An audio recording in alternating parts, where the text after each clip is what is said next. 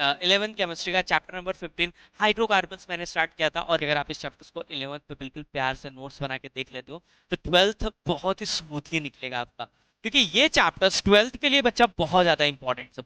देखो, ये पूरा ऐसे और ये पूरा ऐसे टूट के यहाँ से निकल चुका है, ये बाहर क्या तो क्या कि यार क्लोरीनेशन करना रहा, Cl2 ब्रोमिनेशन करना रहा, Br2 नाइट्रेशन करना रहा, NO2 और सल्फोनेशन करना रहा, तो H2SO4।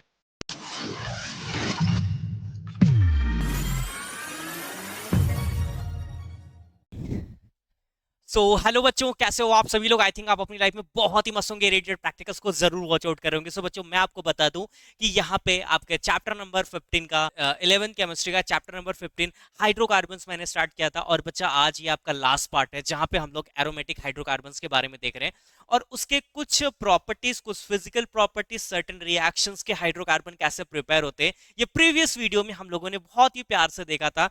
और मैं बच्चों को ऑर्गेनिक ऐसा पढ़ा के देता हूँ कि उनको कट टू कट समझ में आता है। आज हम देखने वाले हैं एडिशन रिएक्शन, मतलब अगर आप बेंजीन के ऊपर एडिशन रिएक्शन कराओगे तो फोर्सफुली कैसे कराओगे, क्योंकि ऑलरेडी मैंने बोला था कि बेंजीन एडिशन रिएक्शन शो नहीं करता है।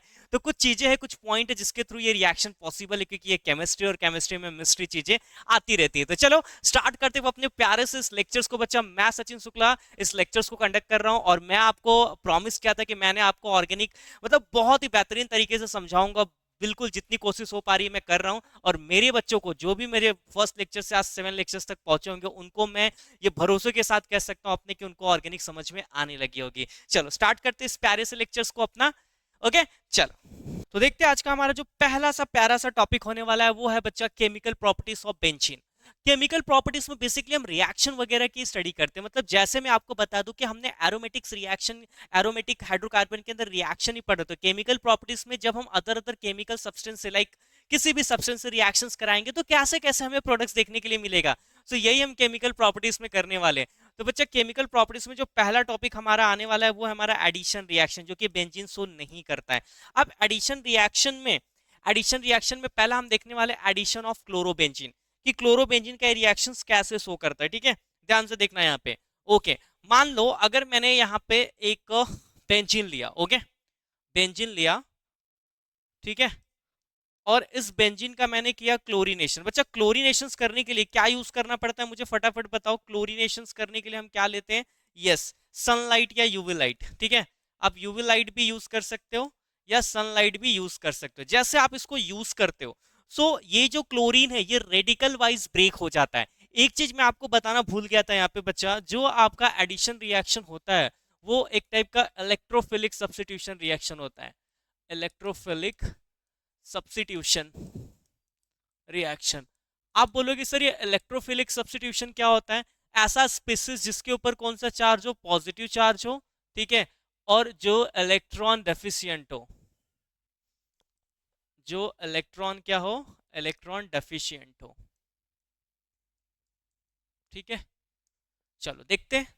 अब ध्यान सुना, जैसे आप बच्चा यूवी लाइट या सनलाइट यूज करते हो, ध्यान से सुना, तो ये रेडिकल वाइज सारे बॉन्ड्स यहाँ के ब्रेक हो जाते हैं। अब वो कैसे ब्रेक होंगे मैं आपको बताता हूँ। देखो देखो, ये यहाँ पे कैसा था, दो क्लोरीन था, ओके, तो ये ब्रेक हो जाता है। तो एक रेडिकल आएगा क्लोरीन का और यहाँ पे क्लोरीन पे दूसरा रेडिकल आएगा, क्योंकि अगर बॉन्ड ब्रेक होता है तो उस पे दो रेडिकल होते हैं। एज इट इज आप इसको भी ब्रेक कर सकते हो। ठीक है, जैसे आप सनलाइट और यूवी लाइट यूज करते हो, आप सभी को पता होगा कि यहाँ पे हिडन हाइड्रोजन होता है। ये सारे बच्चों को पता है?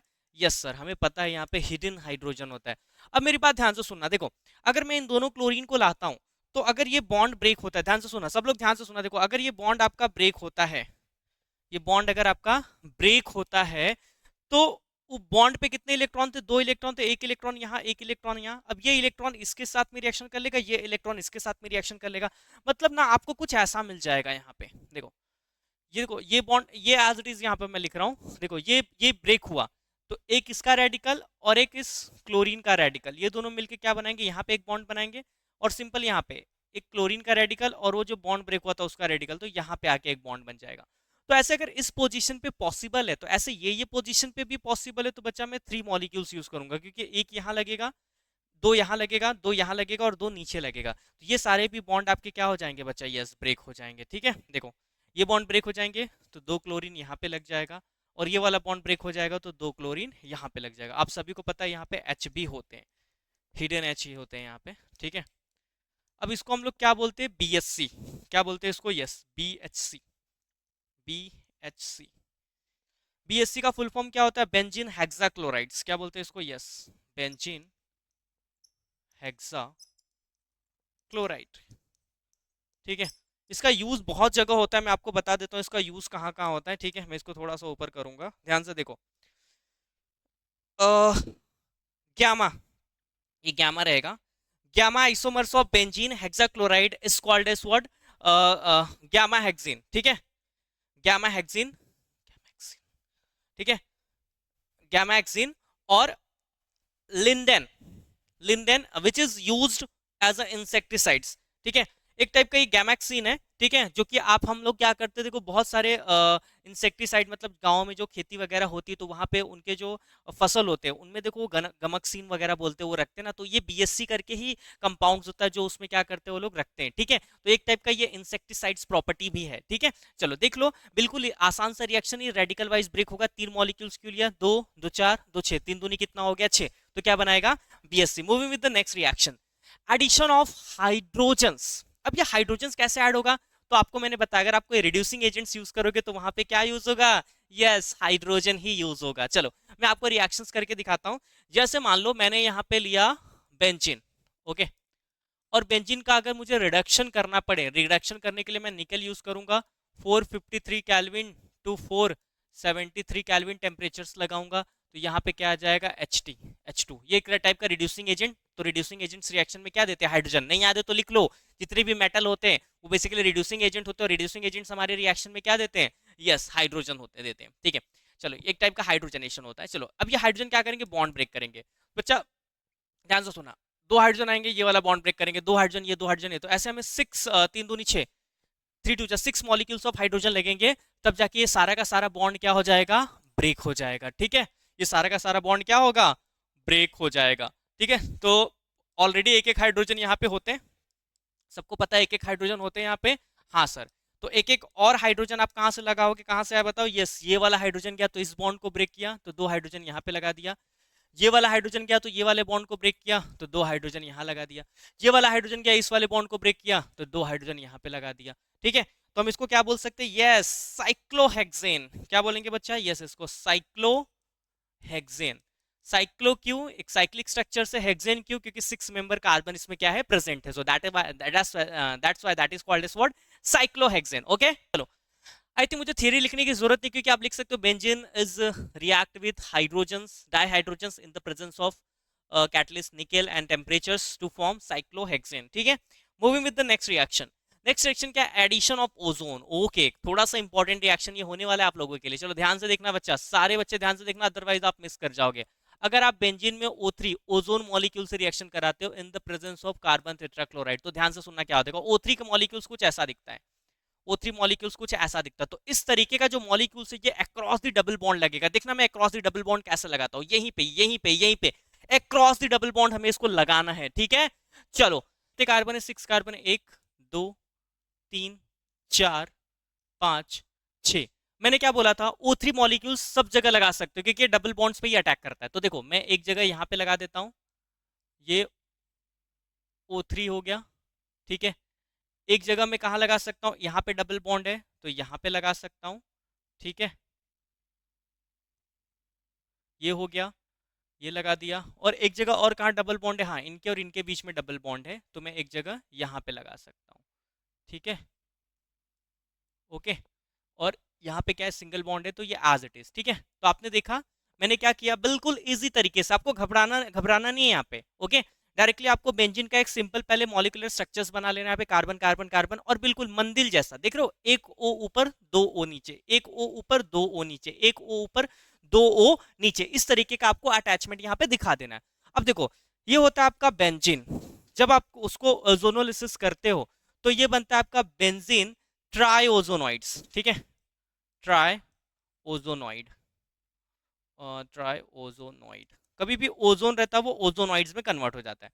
अब अगला स्टेप, अगला स्टेप हम जिंक और H2O के साथ में रिएक्शन कराते हैं। तो ध्यान से सुनना, जब आप जिंक और H2O के साथ में रिएक्शन कराओगे, आप सभी को पता है कि जो बेंजीन होता है उसके सारे पोजीशन पे जो कार्बन होते हैं, कार्बन के सारे पोजीशन पे क्या होता है, एच एच होता है। तो मैं तो एच नहीं लिखा था, मैं यहाँ पे एच लिख देता हूँ। अब ध्यान से सुनना क्या होगा, देखो ये जिंक क्या करेगा बच्चा, ध्यान से सुनना, ये जिंक क्या करेगा, देखो क्या होता है, बिल्कुल इस तरीके से ना बॉन्ड ब्रेकिंग होता है यहाँ पे, इस तरीके का एक बॉन्ड प्यारा सा ब्रेकिंग होता है, कुछ ऐसे, ये कुछ ऐसे, ये कुछ ऐसे, ये कुछ ऐसे, ये कुछ ऐसे, ये कुछ ऐसे, ओके ओके गलती हो गया, ये कुछ ऐसे, ठीक है। अब इस बॉन्ड ब्रेकिंग में क्या है बच्चा, देखो ये जो हाइड्रोजन है, ये जो कार्बन है, ये जो हाइड्रोजन है, ये ऑक्सीजन है, ये सब के सब निकल जाएंगे कि ये बॉन्ड इधर शिफ्ट हो जाता है। तो क्या बाहर निकल रहा है बताओ, ये CHO, और इस CHO से कनेक्ट है कौन सा CHO बताओ, इस CHO से कनेक्ट है ये वाला CHO, CHO। तो मैं कनेक्शन में दिखा देता हूं CHO, ठीक है, ओके। तो ये दोनों आपस में कनेक्ट थे, अब ये दोनों क्या निकल गए यहां से बाहर, ये दोनों कहां निकल गए बाहर, ठीक है। अब इन दोनों का ऑक्सीजन क्या हुआ, देखो CHO CHO, ओके, ये दोनों निकल गए यहां से, देखो ये पूरा टूट गया, ये पूरा टूट गया, देख लो यहाँ पे, देखो ये मैं आपको दिखाता हूँ एक दूसरे पेन से, ध्यान से देखना, देखो ये पूरा ऐसे और ये पूरा ऐसे टूट के यहाँ से निकल चुका है, ये बाहर गया, देख लो स्प्लैश हो रहा है, देखो ये भी टूट गया, ये भी टूट गया, ये निकल गया CHO, ये ऑक्सीजन, ये ऑक्सीजन, ये Zn के साथ में रिएक्शन करके ZNO आपका बाहर हो जाएगा, ओके। तो ऐसे कितने मॉलिक्यूल्स निकल सकते हैं यहाँ पे, एक तो वो निकल गया, और एक देखो यहां से निकल सकता है, देखो ये CHO और ये CHO यहां से निकल सकता है, दो मॉलिक्यूल्स, एक और निकल सकता है, ये CHO और ये CHO, मतलब एक दो और ये तीन CHO यहां से क्या हो सकता है, निकल सकता है, देख लो तीनों CHO देख लो यहाँ पे बच्चा, तीनों CHO यहाँ पे देख लो, ये तीनों यहाँ से क्या हो जाएंगे बाहर, तो हमारा 3 मॉलिक्यूल्स ऑफ CHO यहाँ से क्या होता है, निकल जाता है, 3 मॉलिक्यूल्स ऑफ CHO यहाँ से क्या होता है, निकल जाता है, तो 3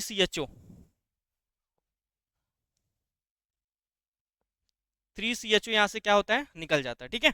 इसको कॉमन नेम में ग्लायोक्सिल भी बोलते हैं, ग्लायोक्सिल कंपाउंड्स, ठीक है, ओके।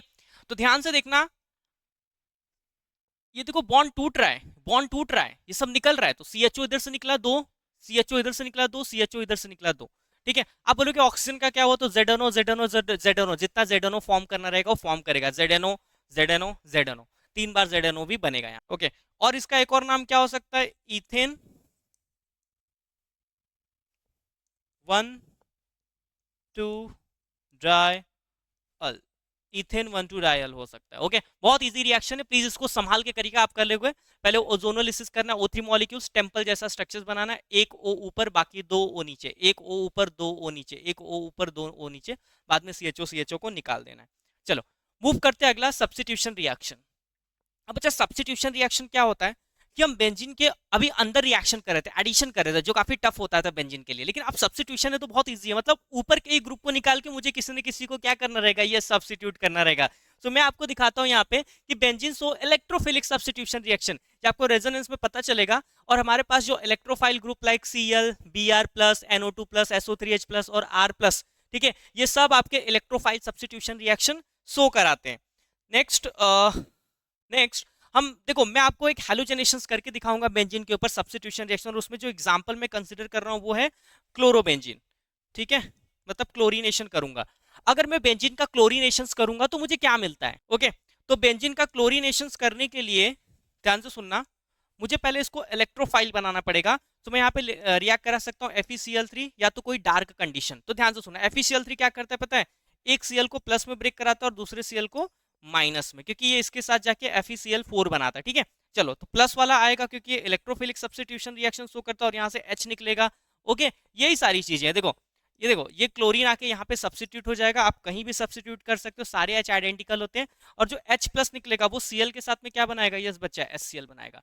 आप बोलोगे सर इसमें से इलेक्ट्रोफाइल कौन रहा, कौन रिएक्शन करना है, तो बच्चा ये दिख रहा है, ये आपका इलेक्ट्रोफाइल ग्रुप है, क्योंकि पॉजिटिव चार्ज है तो ये आपका इलेक्ट्रोफाइल ग्रुप है, ओके क्लियर। चलो अगर आपको नहीं समझा तो मैं आपको ब्रोमिनेशंस के थ्रू ये बहुत अच्छे से समझा सकता हूँ। देखो अब मैं कराऊंगा बेंजीन के ऊपर ब्रोमिनेशन मतलब Br2 के साथ में रिएक्शन, और मैं यहाँ पे जो कैटलिस्ट यूज करूंगा FeBr3, ठीक है। तो ये क्या करेगा FeBr3 बताओ, यस एक Br को प्लस में ब्रेक कराएगा, दूसरे Br को माइनस में। ये आपका है इलेक्ट्रोफाइल। इलेक्ट्रोफाइल क्या करेगा, किसी भी कार्बन के पोजीशन पे, बेंजीन के पोजीशन पे अटैक करेगा। अगर वो ऐसा करता है तो यहाँ पे आ जाएगा ब्रोमीन, और जो H निकलेगा वहां से वो दूसरे Br के साथ में क्या बनाएगा, HBr। इसका नाम क्या हो गया, ब्रोमो बेंजीन। अगर आपको एग्जाम में बेंजीन से ब्रोमो बेंजीन बनाने आया तो आप बना लोगे कि नहीं, अब बना लोगे कि नहीं बच्चा, यस बना लोगे। आप बोलोगे सर क्लोरोनेशन किए, ब्रोमिनेशन किए, आयोडोनेशन नहीं कर सकते क्या, नहीं बच्चा, आयोडोनेशन इज नॉट पॉसिबल। बिकॉज, क्यों नहीं कर सकते मैं बताता हूं।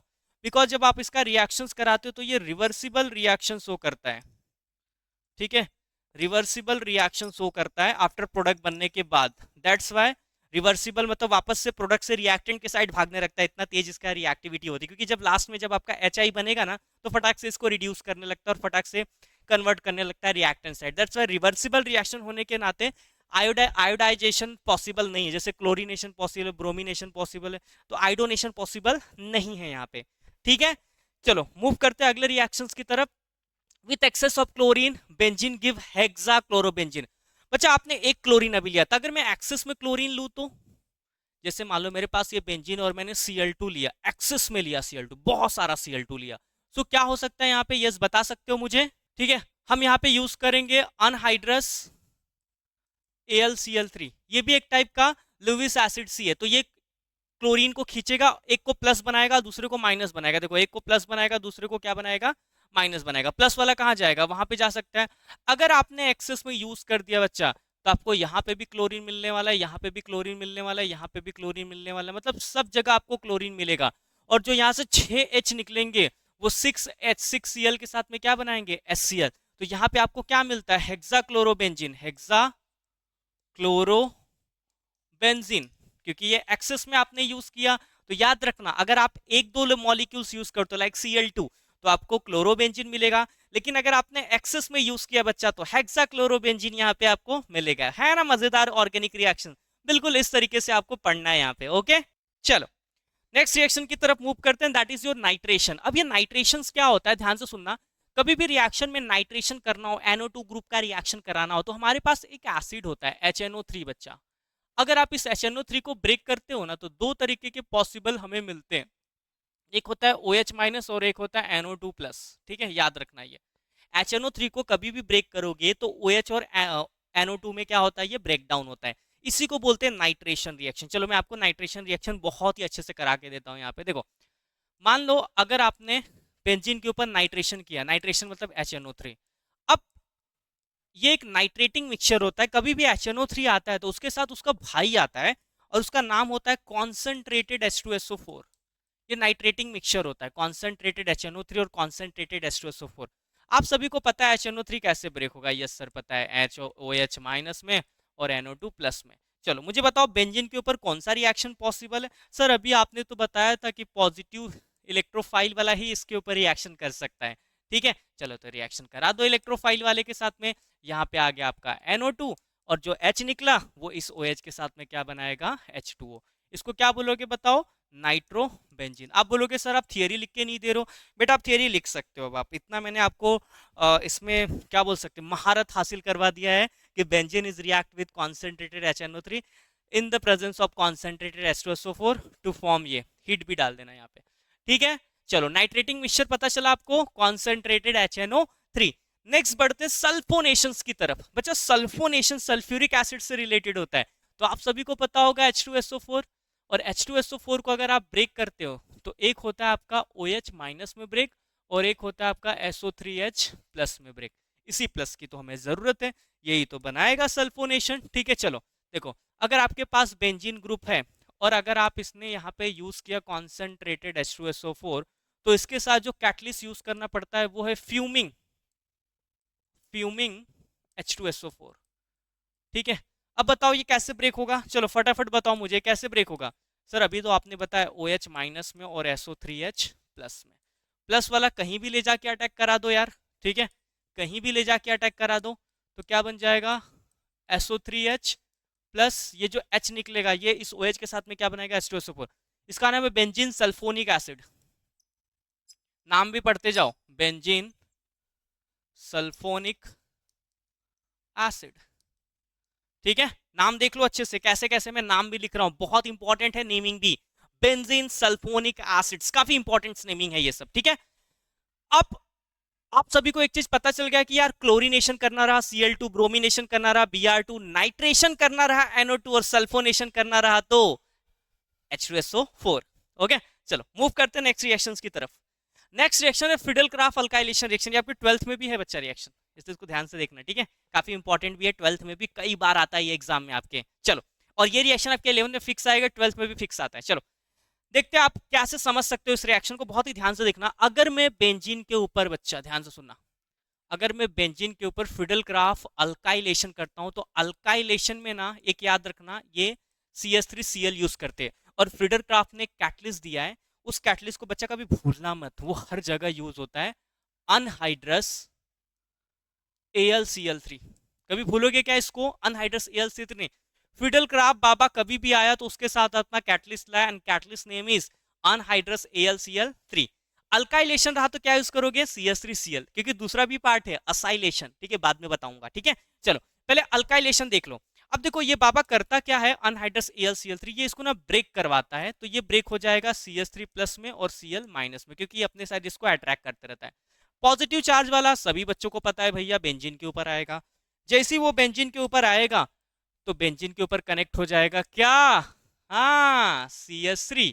उसके बाद जो H निकलेगा वो दूसरे सेल के साथ में क्या बनाएगा, HCl। सभी बच्चों को नाम पता है इसका, इसका नाम है टोल्यून या फिर मिथाइल बेंजीन। क्या लिख सकते हो इसको, मिथाइल बेंजीन। तो क्या ये पता है ना ये कौन सा ग्रुप होता है, इलेक्ट्रोफाइल, ठीक है। कैसा ग्रुप होता है ये आपका, इलेक्ट्रोफाइल, वही यहाँ पे सब्स्टिट्यूट होता है। तो क्या सबको फिडल क्राफ्ट अल्काइलेशन रिएक्शन समझा सबको। चलो अब असाइलेशन मैं नहीं बताऊंगा, ये देखो असाइलेशन है, देखो बेंजीन का बेंजीन रखो एज इट इज, बस असाइल में क्या चेंज करोगे पता है, एक असाइल ग्रुप लोगे, आपको फंक्शनल ग्रुप में असाइल के बारे में पढ़ाया गया, ये आपका है असाइल क्लोराइड, याद रख लो। इसका नाम IUPAC चाहिए तो 2 कार्बन है, तो इथेनॉइल, क्योंकि असाइल में ना ऑयल लगाते हैं, ऑयल, OIL, ऑयल क्लोराइड, ठीक है, इथेनॉइल क्लोराइड, इसी को असाइल क्लोराइड बोलते हैं। चलो कैटलिस्ट क्या था, फिडल क्राफ्ट ने क्या दिया था, यस, अनहाइड्रस AlCl3। भैया इसका काम क्या है, इसका काम है बच्चा इसको ब्रेक कराना। कैसे ब्रेक कराएगा, एक को प्लस में दूसरे को माइनस में। प्लस वाला कहाँ जाएगा, यहाँ पे जाएगा यार, ओके, प्लस वाला कहाँ जाएगा, वहां पे जाएगा जहां उसको जाना है। ये देखो ये आ गया प्लस वाला, और उसके साथ में जुड़ा हुआ है CH3, और जो उसके साथ में H निकलेगा वो दूसरे Cl के साथ में क्या बनाएगा, HCl। अब मैं इसके आपके IUPAC नेम बता दो, ध्यान सुना, 1 2, 1 पे फिनाइल है, तो 1 फिनाइल इथेनॉन, क्योंकि ये कीटोनिक ग्रुप है, इथेनॉन कीटोनिक है ना, देखो RC डबल बॉन्ड OCl, 1 पे फिनाइल अटैच है। देखो कभी भी रिंग रहा, फंक्शनल ग्रुप रहा, चेन रहा, तो चेन को हम लोग ज्यादा प्रायोरिटीज देते हैं, ठीक है, लॉन्गेस्ट चेन हमारी वही होती है। इसका एक और नाम है, इसको बोलते हैं एसिटो, और फिनाइल है, तो एसिटो फिनॉन, ONE1 क्यों, क्योंकि बच्चा ये कीटोनिक ग्रुप है आपका, और कीटोनिक ग्रुप में आपको आपको ONE1 लगाना पड़ेगा, तो एसिटोफिनॉन। एसिटोफिनॉन एक कॉमन नेम है, CH3C डबल बॉन्डो को एसिटो बोलते हैं, और ये हो जाएगा आपका फिनॉन, तो that is called as what, acetophenone. Okay, clear है। तो अभी हम लोगों ने बैक टू बैक एक साइंटिफिक बेस्ड रिएक्शन किया, that is Friedel craft reaction. एक किया हम लोगों ने असाइलेशन, और एक हमने किया अल्काइलेशन। अल्काइलेशन में क्या यूज किया था, CH3Cl अनहाइड्रस AlCl3, और असाइलेशन में क्या यूज किया था, yes, CH3C double bond OCl, और कैटलिस्ट तो सारे बच्चों को पता चल गया, मैं नहीं बताऊंगा। ओके, चलो moving with the next topic. अब नेक्स्ट टॉपिक है कि ये सब रिएक्शंस कैसे हो रहे हैं यार, बेंजीन पॉजिटिव चार्ज को क्यों बार बार बुला रहा है रिएक्शंस करने के लिए, क्या है इसके पीछे का, तो ये अब ये लोग खोलेंगे इसका पोल। ध्यान से देखो, mono directive influ directive influence of the functional group in the mono substituted benzene. अब मेरी बात ध्यान से सुनो, यहाँ पे अगर आप कोई बेंजीन ग्रुप लेते हो यहाँ पे, ठीक है, कोई भी बेंजीन ग्रुप लेते हो, और यहाँ पे आप कोई सब्स्टिट्यूटेड ग्रुप यहाँ पे ऐड करते हो, कोई भी सब्स्टिट्यूशन अगर आपको करना है, तो यहाँ से क्या रिमूव होगा, हाइड्रोजन। ये देखो, अगर आपके पास कोई बेंजीन है और आप यहाँ पे कुछ सब्स्टिट्यूट करते हो, तो यहाँ से हाइड्रोजन आपका क्या हो जाएगा, निकल जाएगा, यही हाइड्रोजन आपका रिप्लेस हो जाएगा, तब जाके सब्स्टिट्यूशन ग्रुप प्रिपेयर होता है।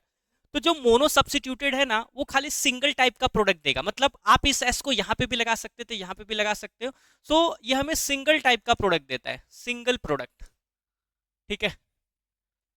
आप कहीं पे भी लगाओ, कहीं पे भी लगाओ, वो पैरा ही काउंट होगा, एक ही प्रोडक्ट काउंट होगा, ठीक है, चाहे यहाँ पे लगाओ, चाहे यहाँ पे लगाओ, चाहे यहाँ पे लगाओ। लेकिन अगर आपने सब्सिट्यूटेड ग्रुप बना दिया है, ओके, और मोनो सब्सिट्यूटेड ग्रुप पे अगर आप रिएक्शंस कराते हैं तो डिफरेंट डिफरेंट टाइप के प्रोडक्ट हमें मिलते हैं। मैं आपको दिखाता हूं, ओके। क्या लिखोगे? When mono substituted group, when mono substituted group react with nucleophile, electrophile, sorry, क्योंकि बेंजीन के ऊपर ओनली इलेक्ट्रोफाइल ही अटैक कर सकता है, ओके। चलो देखते हैं यहाँ पे, ओके, चलो देखो, ये रहा आपका सब्सिट्यूटेड ग्रुप, ठीक है। अब इस सब्सिट्यूटेड ग्रुप पे ऊपर अगर मैं किसी भी इलेक्ट्रोफाइल का अटैक कराता हूँ, ठीक है, किसी भी इलेक्ट्रोफाइल का अटैक कराता हूं, तो मुझे यहाँ पे मल्टीपल प्रोडक्ट्स मिलने की पॉसिबिलिटीज है।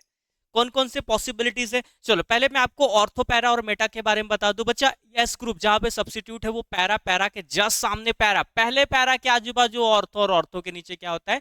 मेटा, ठीक है। अब यहाँ पे देखो, अगर मैं देखने जाऊं यहाँ पे, तो पहले केस में अगर ये सब्सिट्यूटेड ग्रुप है यहाँ पे, तो इलेक्ट्रोफाइल ग्रुप यहाँ पे अटैक हो सकता है, या तो उस साइड पैरा था, इलेक्ट्रोफाइल ग्रुप यहां पे भी सब्सिट्यूट हो सकता है, ठीक है। तो ये मेटा डायरेक्टिंग इलेक्ट्रोफाइल, अरे ऑर्थो डायरेक्टिंग इलेक्ट्रोफाइल ग्रुप यहां पे क्या कर रहा है? रिएक्शन कर रहा है। दूसरी पॉसिबिलिटीज क्या है बताओ? Yes, possibilities number two, possibilities number two क्या है यहाँ पे? पॉसिबिलिटीज नंबर टू है यहाँ पे ये, अब ये जो इलेक्ट्रोफाइल जो ग्रुप है ये मेटा पे अटैक कर सकता है, पर मेटा तो भाई इधर भी है, इस साइड भी है मेटा, ठीक है, तो ये चाहे यहां पे भी अटैक कर सकता है। थर्ड केस क्या बन रहा है यहाँ पे? यस, थर्ड केस भी मैं यहाँ पे बता देता हूं कि ये जो इलेक्ट्रोफाइल ग्रुप है ये आपके पैरा पोजीशन पर भी अटैक कर सकता है। तो यहाँ पे आफ्टर मोनो सब्सिट्यूटेड्स के बाद अगर कोई भी इलेक्ट्रोफाइल अटैक करता है, so there are three possibilities कि थ्री डिफरेंट टाइप के प्रोडक्ट्स हमें यहाँ पे मिल सकते हैं, ऑर्थो, मेटा एंड पैरा, ठीक है। सो ये आपका हो जाएगा ऑर्थो प्रोडक्ट,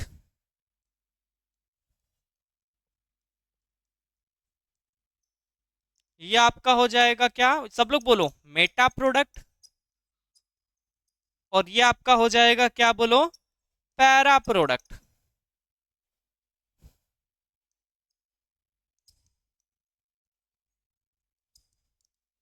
ये क्या हो जाएगा आपका? Yes, para product. अब देखो, on the basis of this, on the basis of this attachment, मतलब जो इलेक्ट्रोफाइल यहाँ पे अटैच हो रहा है, इसके टू टाइप हैं, टू टाइप हमें पढ़ना है। एक तो हमें ऑर्थो और पैरा का अटैचमेंट पढ़ना है साथ में, और एक हमें मेटा का अटैचमेंट पढ़ना है अलग से, कि मेटा वाला कैसे अटैच होता है और ऑर्थो और पैरा वाला कैसे अटैच होता है। तो दोनों हम फटाफट रेजोनेंस के थ्रू यहाँ पे सीखेंगे कैसे क्या होता है, ओके। तो अब हम ये दोनों बिहेवियर यहाँ पे समझते, टू टाइप्स। पहला हम पढ़ेंगे ortho and para directing group, ठीक है। अब देखो, ortho and para directing groups कौन कौन से होते हैं? सो बच्चा, ये सब जो ग्रुप है, ये Cl, Br, OH, ये सब हमारे ortho and para directing groups है, ठीक है। कैसे हमारे? यस बच्चा, ortho and para directing groups है, ठीक है, क्योंकि यही ग्रुप डायरेक्ट करते हैं किसी भी इनकमिंग ग्रुप को कि तुम्हें ऑर्थो एंड पैरा पे क्या होना है? अटैच होना है। तुम्हें ऑर्थो और पैरा पे क्या होना है? अटैच होना है। जैसे देखो, जैसे मैं आपको एक रेजोनेंस सिखाता हूं यहाँ पे, ortho and para directive influence of OH group. अगर आपने ऑर्थो या पैरा के ऊपर OH को इंट्रोड्यूस किया, ठीक है, तो अब देखो ये रेजोनेंस के थ्रू कुछ चीजें यहाँ पे एक्सप्लेन करेंगे। रेजोनेंस सबको आना चाहिए, ठीक है। जैसे देखो, ओके, चलो रेजोनेंस स्टार्ट करूंगा, फिर आपको बताऊंगा कि ये कैसे इन्फ्लुएंस करते हैं इस पोजीशंस को। देखो, जैसे आप रेजोनेंस स्टार्ट करोगे तो ये इलेक्ट्रॉन इधर शिफ्ट होगा। बच्चा, अगर वो इलेक्ट्रॉन उधर शिफ्ट हो गया तो इसके पास एक इलेक्ट्रॉन की कमी हो जाएगी, तो ये हो जाएगा प्लस। और बच्चा, यहाँ पे अगर बॉन्ड बन गया तो इस कार्बन की वैलेंसी 5 हो जाएगी। काउंट करो, देखो, काउंट कराऊं क्या? काउंट कराऊं? चलो देखो, काउंट कराता हूँ। 1 2 3 4, और एक आके बॉन्ड लगाया, उसका कितना हो गया? 5। 5 चलेगा क्या? नहीं चल सकता यार, नहीं चल सकता, ठीक है। तो तुरंत क्या होगा? जैसे ये ग्रुप यहाँ पे अटैक, मतलब बॉन्ड बनाता है, तुरंत ये पाई बॉन्ड है ना, ये बाहर निकल जाता है। अब ध्यान से सुनना, अगर पाई बॉन्ड बाहर निकलता है तो एक बॉन्ड पे कितने इलेक्ट्रॉन होते हैं? 2 इलेक्ट्रॉन। एक इलेक्ट्रॉन इधर रहते हैं, एक इलेक्ट्रॉन इधर रहते हैं। तो बच्चा, अब ये दोनों इलेक्ट्रॉन एक ही कार्बन पे आ रहे हो तो ये कार्बन आपका क्या हो जाएगा? माइनस हो जाएगा, ठीक है। अगला स्टेप बढ़ते हैं बच्चा। कोई भी चीज माइनस हो जाए तो अपने आप को स्टेबल करना चाहेगा, तो ये बाजू में शिफ्ट होगा, तब ये बाहर निकल जाएगा। क्यों बाहर निकलेगा? क्योंकि बच्चा अगर ये आएगा तो ये कार्बन की वैलेंसी 5 हो जाएगी। 1 2 3 4 और एक हिडन हाइड्रोजन है, कितना हो जाएगा? 5। चलेगा क्या? नहीं चलेगा। ठीक है, चलो एक और मैं बना लिया यहाँ पे स्ट्रक्चर्स। ये निकल के यहाँ पे आ जाएगा, ये हो जाएगा माइनस। अब ये माइनस चलेगा क्या? नहीं बच्चा, वापस से ये यहाँ डोनेट करेगा और ये फिर से बाहर निकल जाएगा। अगर ये फिर से बाहर निकल गया तो देखो क्या हो जाएगा, ये अंदर गया और ये फिर से बाहर निकल गया, तो ये क्या हो जाएगा आपका? माइनस। ठीक है, अगला स्टेप क्या होगा? ये वापस से डोनेट होगा और ये वापस से अपना इलेक्ट्रॉन क्या करेगा? ले लेगा। ठीक है, अब देखो ये वापस से OH क्या करेगा? अपना इलेक्ट्रॉन ले लेगा यहाँ पे। अब इस रेजोनेंस, इसको रेजोनेंस बोलते हैं, इस रेजोनेंस से हमें क्या पता चल रहा है? इस रेजोनेंस से हमें ये पता चल रहा है कि आपका जो ऑर्थो, पैरा एंड ऑर्थो पे कौन सा चार्ज बन रहा है बच्चा? Positive charge. तो इसके ऊपर कौन आके अटैक करेगा? देखो, अरे negative charge, sorry sorry sorry sorry sorry, negative charge बन रहा है। कौन सा चार्ज बन रहा है? Negative charge. इसीलिए कोई जो इलेक्ट्रोफाइल रहेगा, इलेक्ट्रोफाइल रहेगा, कोई भी पॉजिटिव चार्ज वाला आएगा तो कहां अटैक कर सकता है? या तो ऑर्थो, या तो पैरा, या तो ऑर्थो। ठीक है, तो आपको ये पता चल गया कि कोई भी पॉजिटिव चार्ज इलेक्ट्रोफाइल ग्रुप आता है तो वो ऑर्थो, पैरा, ऑर्थो पर ही क्यों जाता है? कोई भी पॉजिटिव चार्ज वाला ग्रुप ऑर्थो, पैरा, ऑर्थो पर ही क्यों जाता है? क्योंकि ऑर्थो, पैरा, ऑर्थो पे कौन सा चार्ज क्रिएट होता है? यहाँ पे नेगेटिव चार्ज, इलेक्ट्रॉन डेंसिटी ज्यादा होती है। तो ज्यादा इलेक्ट्रॉन डेंसिटी होने की वजह से कोई पॉजिटिव चार्ज वाला इन पोजीशन को ज्यादा अट्रैक्ट करता है as compare to what? Meta. ठीक है, मेटा पोजीशंस को छोड़ के। तो आप सभी को ये थोड़ा सा ट्रिक रिमेंबर करना होगा कि ऑर्थो, पैरा एंड ऑर्थो पे नेगेटिव चार्ज होता है, इसलिए इलेक्ट्रोफाइल क्या करते हैं? अटैक करते हैं। इलेक्ट्रोफाइल इस पोजीशन पे क्या करते हैं बच्चा? यस, अटैक करते हैं। तो इतना सबको क्लियर हो गया क्या? सारे बच्चों को इतना क्लियर हो गया? यस। अब हम मूव करेंगे मेटा डायरेक्टिंग ग्रुप के तरफ। कहाँ मूव करेंगे? यस, मेटा डायरेक्टिंग ग्रुप्स की तरफ। तो बच्चा जो हमारे मेटा डायरेक्टिंग ग्रुप होते हैं, ठीक है, जैसे मैं एग्जांपल दूं यहाँ पे मेटा डायरेक्टिंग ग्रुप्स के, तो आपका हो गया NO2 प्लस, ठीक है, ammonia plus, ammonium plus, okay. जितने भी कार्बोनिल कंपाउंड होते हैं, कार्बोनिल कंपाउंड समझते हो? जैसे आपका हो गया कार्बोक्सिलिक एसिड, हो गया अल्डिहाइड, हो गया कीटोन, हो गया, ये सब आपके क्या होते हैं? मेटा डायरेक्टिंग ग्रुप होते हैं, क्योंकि इनके ऊपर ना पॉजिटिव चार्ज होते हैं। कैसे पॉजिटिव चार्ज होते हैं बताओ? क्योंकि ऑक्सीजन मोर इलेक्ट्रोनेगेटिव है। पीरियोडिक टेबल में देखो, ऑक्सीजन बाद में आता है, कार्बन पहले आता है, तो जब आप लेफ्ट टू राइट जाते हो तो इलेक्ट्रोनेगेटिविटी बढ़ती है, तो ऑक्सीजन मोर इलेक्ट्रोनेगेटिव, तो ज्यादा बॉन्ड अपने साइड पुल करेगा, ज्यादा इलेक्ट्रॉन अपने साइड पुल करेगा, दैट्स व्हाई वो माइनस हो जाएगा, तो ये ऑटोमेटिकली क्या होने वाला है? प्लस होने वाला है। ओके, अब ये ग्रुप्स क्या करते हैं? तो बच्चा ये ग्रुप अगर कहीं लगे हो ना, अगर ये ग्रुप कहीं लगे हो, तो ये इनकमिंग ग्रुप को ना, मान लो ये पैरा है, तो पैरा के जस्ट सामने पैरा, पहले पैरा के आजू बाजू ऑर्थो, और ऑर्थो के नीचे क्या होता है? मेटा। तो ये ग्रुप किसी भी रिएक्शंस को ना मेटा पोजीशन पे रिएक्शंस कराने के लिए मजबूर कर देते हैं। अगर ये ग्रुप, पॉजिटिव चार्ज वाले ग्रुप अगर आपको कहीं दिख जाए रिंग के ऊपर, तो कोई भी इनकमिंग ग्रुप आएगा ना, तो वो मेटा पोजीशन पे अटैक करेगा। कैसे करेगा मैं आपको बताता हूँ, चलो देखो यहाँ पे। Meta directive influence of NO2 groups can explained by the resonance theory. चलो मैं यहाँ पे एक रेजोनेंस थियरी यहाँ पे एक्सप्लेन करता हूँ, जिससे आपको समझ जाएगा कि यार अगर ये पॉजिटिव चार्ज वाले ग्रुप, साइनाइड भी आपका एग्जांपल है, ओके, साइनाइड भी लिख लेना, C ट्रिपल बॉन्ड N, ये आपका पॉजिटिव होता है और ये आपका क्या होता है? नेगेटिव होता है। ठीक है, अगर ये भी कहीं लगा रहा तो मेटा डायरेक्टिव ग्रुप्स ही रिएक्शन कर सकते हैं। ठीक है, चलो मैं आपको NO2 के हेल्प से बताता हूँ। बच्चा ये आपका NO2 होता है और ये N क्या होता है? आपका पॉजिटिव होता है। इस तरीके का यहाँ पे रिएक्शन है। चलो देखो क्या होगा। अब ये पॉजिटिव चार्ज है, ये नेगेटिव चार्ज है, पॉजिटिव चार्ज है, देखो अब यहाँ से ये इलेक्ट्रॉन पुल करना क्या करेगा? शुरू करेगा। ठीक है,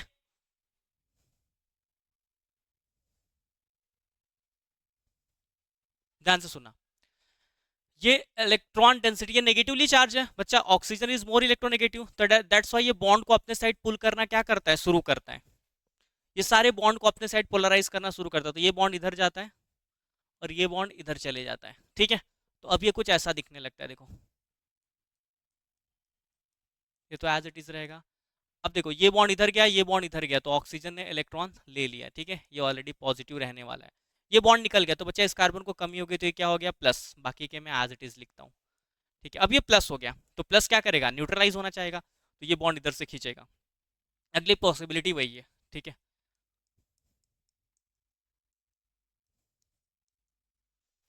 ये बॉन्ड इधर क्यों खींचा पता चला, नहीं तो नाइट्रोजन की वैलेंसी 5 हो जाएगी, 4 तक ही रहना चाहिए, ठीक है। चलो, जैसे ये बॉन्ड इधर खींचेगा तो ये इधर आ जाएगा, लेकिन यहाँ पे कमी हो जाएगी, देखो ये बॉन्ड इधर चले गया तो ये क्या हो गया आपका प्लस। अगला स्टेप,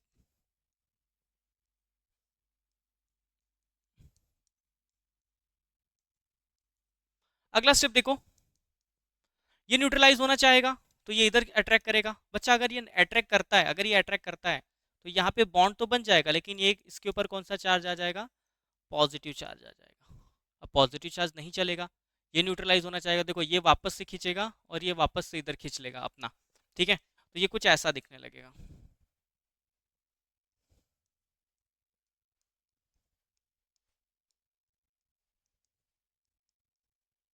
ठीक है, वापस से ये ले लिया, ओके।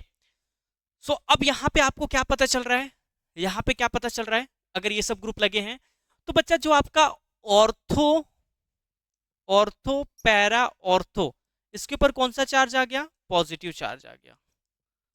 कौन सा चार्ज आ गया, पॉजिटिव चार्ज।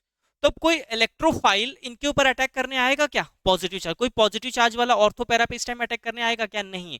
इस टाइम ऑर्थो में ऑर्थो पैरा एंड ऑर्थो की इलेक्ट्रॉन डेंसिटी कम हो चुकी है, उसके ऊपर पॉजिटिव चार्ज आ चुका है। दैट्स वाई क्या होगा, कोई भी इनकमिंग ग्रुप अगर आएगा, incoming group,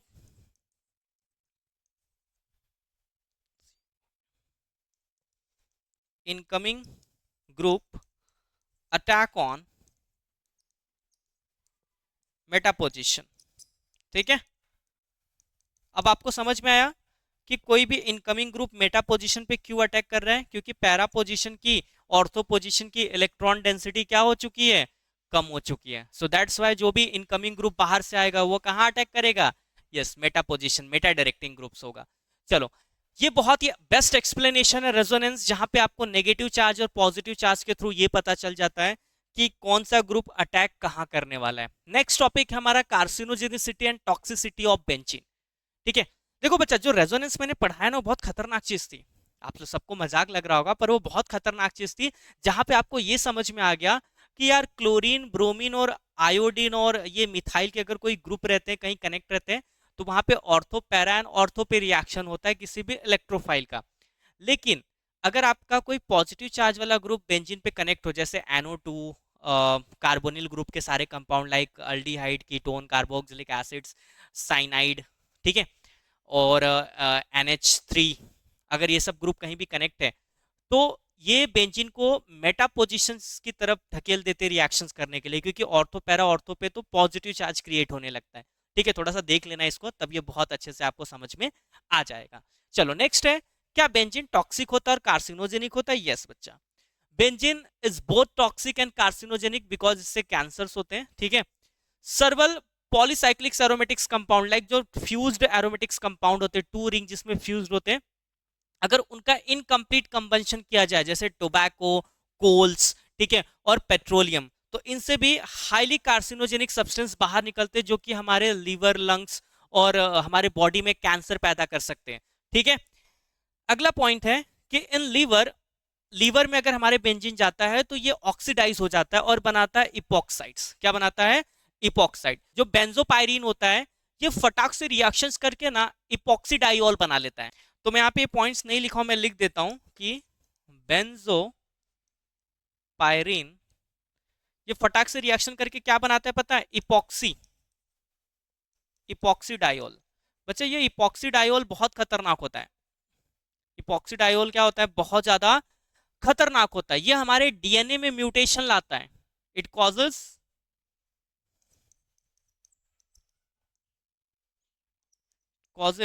mutation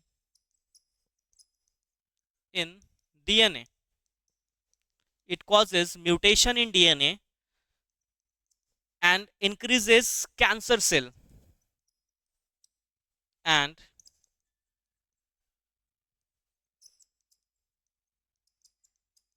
cancer cell, ठीक है। ये इतना खतरनाक होता है इपॉक्सीडाइऑल, जो कि हमारे डीएनए को भी म्यूटेट करता है, और जब हमारे सेल्स बढ़ने लगते हैं तो वही तो कैंसर सेल्स होते हैं। Uncontrol growth of the cancer cells, mutation चालू हो जाता है, उसके बाद कैंसर सेल्स बनने शुरू हो जाते हैं, मतलब वो फटाफट इंक्रीज होने लगते हैं। तो इतना खतरनाक होता है डीएनए हमारे बॉडी के लिए। सो बच्चों, मैंने ये चैप्टर्स तो बहुत ही दिल से पढ़ा है आपके लिए। मैं चाहता हूँ कि प्लीज़ अगर आप ये लास्ट ये पार्ट देख रहे हैं तो प्लीज़ पहले से लेके 7 पार्ट तक, 8 पार्ट तक बच्चा बहुत अच्छे से देखें, क्योंकि मैंने दिल से वीडियो बनाया आपके लिए। अगर आप इस चैप्टर्स को देख ले तो 11th में ही मैं ये बता देता हूँ आपको कि अगर आप इस चैप्टर्स को 11th में बिल्कुल प्यार से नोट्स बना के देख लेते हो तो 12th बहुत ही स्मूथली निकलेगा आपका, क्योंकि ये चैप्टर्स 12th के लिए बच्चा बहुत ज़्यादा इंपॉर्टेंस है, बहुत ज़्यादा इंपॉर्टेंस है। मेरा इंस्टा आईडी है A to Z प्रैक्टिकल्स, आप उससे भी मुझे फॉलो अप कर सकते हो, ठीक है। A to Z प्रैक्टिकल, ये मेरा इंस्टा आईडी है। आप मुझे इस पर भी फॉलो अप कर सकते हैं, ठीक है। कोई क्वेश्चन, कुछ क्वेरी रहे तो आप यहाँ पे मुझे पूछ सकते हैं। एंड ये चैप्टर्स पढ़ाया है मैंने, बहुत टाइम लिया है, बहुत दिल से पढ़ाया है। एक जगह प्लेलिस्ट में रखा है मैंने इस चैप्टर्स को, तो आप प्लीज़ इसको देखिएगा, प्लीज़ मुझे भी सपोर्ट करिएगा, क्योंकि मैं बहुत ज़्यादा मेहनत करता हूँ, आपके लिए डेडिकेटेड रहता हूँ, ताकि आपका नुकसान ना हो केमिस्ट्री में। ओके, तो थैंक यू। मिलते हैं किसी और चैप्टर में प्यारे से, जहां पे मैं आपको प्यारे प्यारे रिएक्शंस या प्यारे प्यारे केमिस्ट्री के ट्रिक्स एंड टिप्स देते रहूंगा। Thank you for watching this video, and if you find out कि this video is helpful for you, please share this video and please subscribe करना मत भूलना। Thank you.